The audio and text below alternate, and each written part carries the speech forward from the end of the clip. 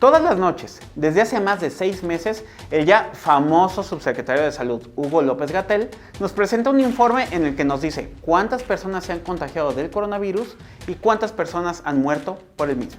Sus datos provienen de las pruebas que se realizan a personas en los laboratorios clínicos.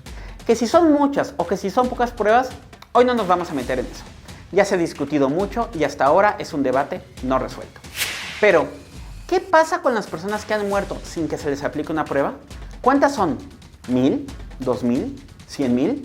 Y no menos importante, ¿qué otros daños colaterales ha traído la decisión del gobierno de reconvertir un montón de hospitales para atender solo el COVID? ¿Cuál es el costo real de tener hospitales que en apariencia no están saturados? ¿A cambio de qué se ha logrado? Para averiguarlo, quédense esta edición de ¿Cuál es la nota? Un espacio donde hablamos de datos, de hechos y a veces también de derechos.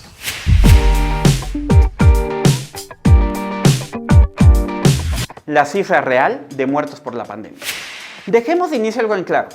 Los muertos que deja una pandemia no son solo aquellos que se confirma que contrajeron el virus y que perdieron la vida por ello. La cifra real de decesos la componen todas las personas que murieron por encima del promedio de los que fallecen normalmente. Esto a partir de que la pandemia llegó y que es muy probable que no hubieran muerto si esta no hubiera existido. ¿Y quiénes componen la cifra real de muertos? Pues los que se mueren porque contrajeron el virus y se confirmó con una prueba, pero también todos aquellos que perdieron la vida por el COVID sin que fueran examinados, e incluso los que se han muerto de otra cosa, pero que no recibieron la atención médica adecuada. ¿Y por qué habría personas que no fueron atendidas? Pues fácil, porque o les dio miedo ir a un hospital por temor a contagiarse, o porque a donde iban se volvió un hospital que solo decidió atender a gente con COVID y no pudieron recibirlos. Ahora, ¿podemos saber realmente cuántos se han muerto por la pandemia? Sí, sí se puede, gracias a los certificados y actas de defunción.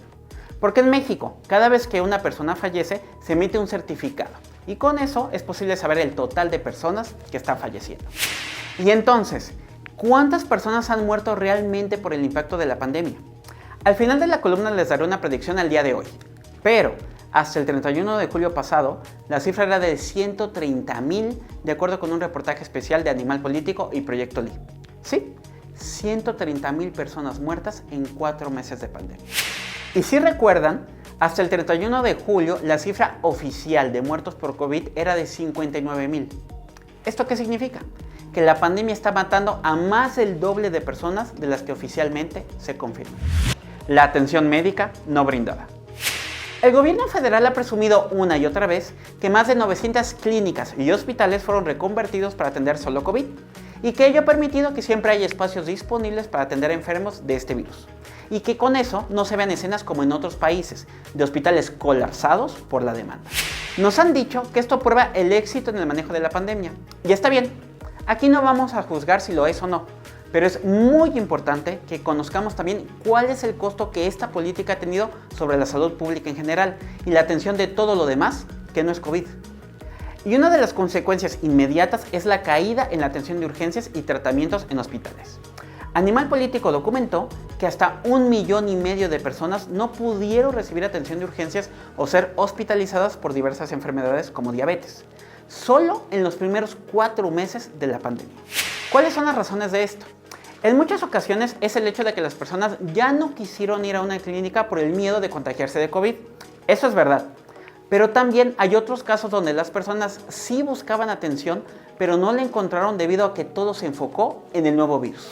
En estados como Guerrero, por ejemplo, se suspendieron hasta el 100% de las cirugías programadas antes de la pandemia.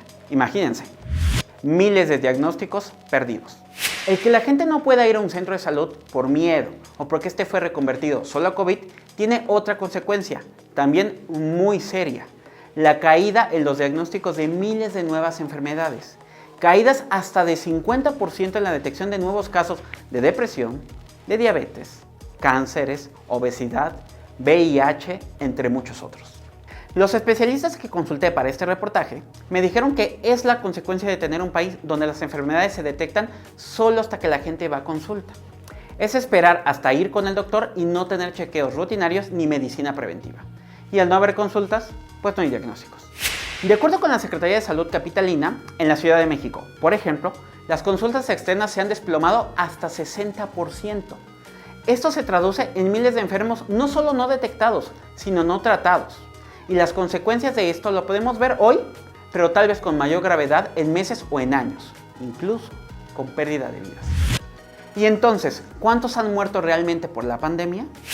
Como ya dijimos, al 31 de julio pasado sumaban 130,000 las personas fallecidas por encima del promedio tras la llegada de la pandemia. Para ese momento, los muertos confirmados por COVID-19 eran 59,000, más o menos el 45%. Esto quiere decir que si la semana pasada la cerramos más o menos con 73,000 fallecidos confirmados por COVID, la cifra real de muertos para este momento muy probablemente llega a los 160,000. Y de acuerdo con varios expertos, el año podría cerrar con 200,000 muertos. Una aclaración muy importante, amigos. Esto es algo que ha pasado en otros países. No es exclusivo de México. En Estados Unidos y en muchos sitios han muerto personas por falta de atención médica o porque hay casos no detectados. Hay subregistros enormes de fallecidos en todos lados. ¿Lo que hizo México pudo ser mejor? Eso es debatible. Los expertos dicen que con el tiempo podremos tener un análisis mucho más completo, pero lo importante ahora es que también se conozca todo aquello que la pandemia ha ocasionado y que va mucho más allá de solo los infectados confirmados con el virus. Con esto me despido de esta nueva edición de ¿Cuál es la nota? No olviden dejar sus comentarios y sus dudas y las platicamos.